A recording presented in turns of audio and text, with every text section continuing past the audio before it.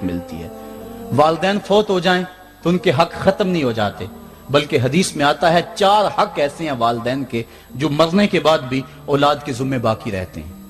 الصلاۃ، ان کے اوپر نماز جنازہ پڑھی جائے۔ دوسرا حق الاستغفار لہم، ان کے لیے بخشش کی دعا کرتے رہی جائے، مسلسل دعا کی جائے بخشش کی ان کے لیے۔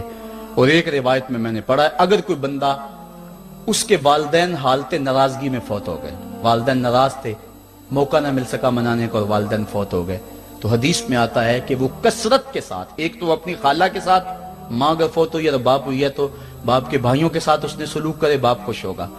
دوسرا کثرت کے ساتھ اپنے والد کے لیے استغفار، والدہ کے لیے استغفار کرتا رہے۔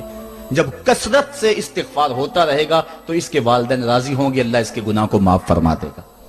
دوسرا حق والدین کا یہ ہے استغفار لہم، ان کے لیے بخشش کی دعا کی جائے۔ حدیث میں آتے ہیں